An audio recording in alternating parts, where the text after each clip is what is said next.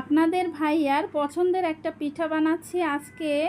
জারিফের বাবা তো নারকেল গুড় দিয়ে কুলি পিঠাটা খুবই পছন্দ করে, তাই চিন্তা করলাম আজকে নারকেল গুড় দিয়ে কুলি পিঠা বানিয়ে ফেলি। আমার শ্বশুর বাড়িতে আর এক ধরনের কুলি পিঠার পুর তৈরি করা হয়। নারকেল আর চিনি দিয়ে কোনো প্রকার চুলাতে জাল করা হয় না। সেই কুলি পিঠাও খেতে ভীষণ ভালো লাগে, খারাপ লাগে না। এদিকে দুই যা মিলে পিঠা বানাচ্ছি আর জারিফের বাবার সাথে ঘুরতে পাঠিয়েছি। আগে যখন কুলি পিঠা তৈরি করতাম সবসময় তেলে ভেজে পিঠাটা বানাতাম। আমার ছোট ননদ একবার বেড়াতে এসে সেদ্ধ কুলি বানিয়েছিল, সবাই খেয়ে তো ভীষণ পছন্দ করেছিল। তারপর থেকে আমরা আর তেলে ভেজে কুলি পিঠা তেমন একটা তৈরি করি না, সবসময় সেদ্ধ কুলিটা বানাই। বাসার যেহেতু সবাই খুব পছন্দ করে এর জন্য সেদ্ধ করেই বানাই, আর আমার কাছেও এই পিঠাটা মোটামুটি ভালোই লাগে। আপনাদের ভাইয়ার যে কোনো মিষ্টি খাবারই ভীষণ পছন্দের, আর আমার কাছে মিষ্টি খাবার তেমন একটা ভালো লাগে না। আমার কাছে ঝাল জাতীয় যে কোনো খাবারই ভালো লাগে। যখন বাবার বাড়িতে ছিলাম তখন মাকে দেখতাম প্রায় পিঠা বানাতেন, কারণ আমার বাবা ভীষণ পিঠা পছন্দ করতেন। ছোটবেলায় মাকে দেখতাম পাটায় চাল বেটে পিঠা তৈরি করতো।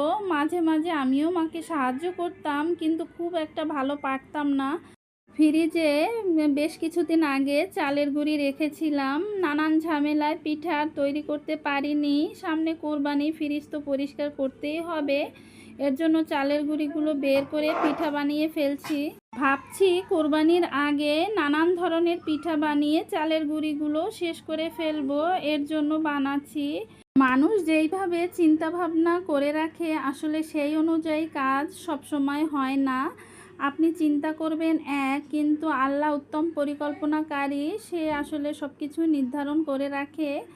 আমি যা চিন্তা করেছি আর হয়ে গেছে পুরোটাই উল্টা। এর ভিতরে জারিফের নানু অসুস্থ হয়ে পড়েছে, আর আমি যে কাজগুলো মনে করেছিলাম আস্তে আস্তে করে গুছিয়ে ফেলবো সেগুলো আর করতেও পারছি না।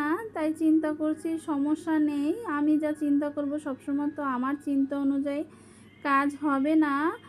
যেহেতু কোরবানি, প্রতিটা মুসলমানের বাড়িতেই টুকিটাকি কাজ থাকে বাড়তি, যেগুলো ঈদের আগে সবাই করে।